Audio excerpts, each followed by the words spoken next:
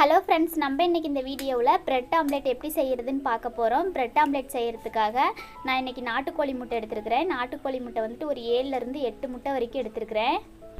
எல்லா முட்டையும் இந்த மாதிரி உடச்சி ஊற்றிக்கலாம்.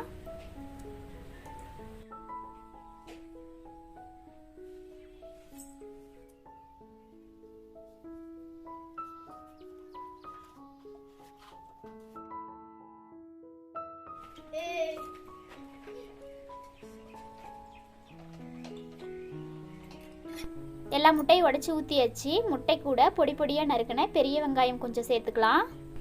கூடவே கொத்தமல்லி தழை, சிகப்பு குடமிளகா, முட்டைக்கோசு, 1/4 ஸ்பூன் மஞ்சள் தூள், தேவையான அளவு உப்பு, 1 ஸ்பூன் மிளகுத்தூள் சேர்த்துக்கலாம். கூடவே தேவைப்பட்டால் மிளகாத்தூள், பச்சை மிளகாய் இதெல்லாம் கட் பண்ணி போட்டுக்கலாம். எல்லாத்தையும் சேர்த்துட்டு இந்த மாதிரி நல்லா கலந்து விட்டுக்கலாம்.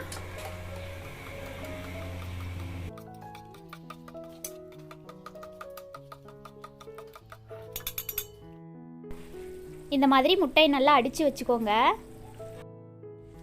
தோசைக்கல்லில் தேவையான அளவு பட்டர் சேர்த்துக்கலாம். இந்த மாதிரி பிரெட் ஆம்லெட் செய்யும்போது பட்டர் சேர்த்து செஞ்சால் தான் ரொம்ப நல்லாயிருக்கும்.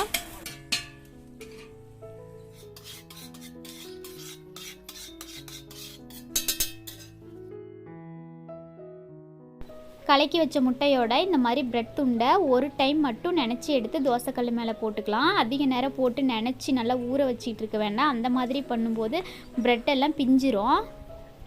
ஒரு டைம் மட்டும் நினச்சி எடுத்து போட்டுக்கிட்டால் போதும்.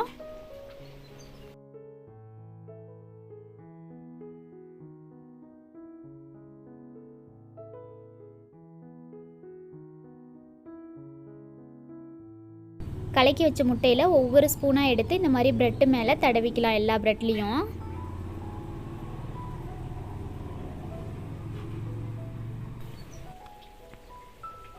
ஒரு சைடு வெந்ததும் இன்னொரு சைடு திருப்பி போட்டுக்கலாம்.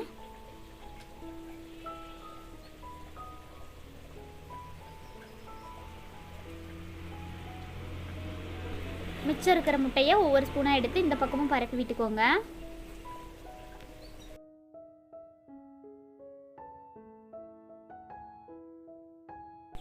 அவ்வளோதான், 2 சைடும் திருப்பி போட்டு வெந்ததும் எடுத்துடலாம்.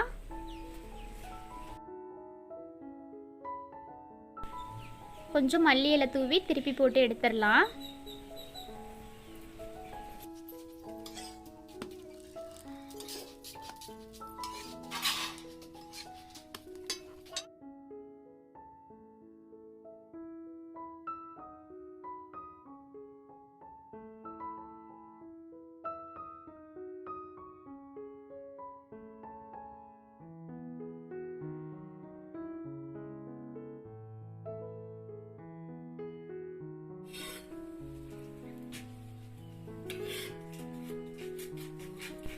சூப்பரான சுட சுட பிரெட் ஆம்லெட் ரெடி ஆயிடுச்சு. நீங்களும் வீட்டில் இந்த மாதிரி கண்டிப்பாக ட்ரை பண்ணி பாருங்கள்.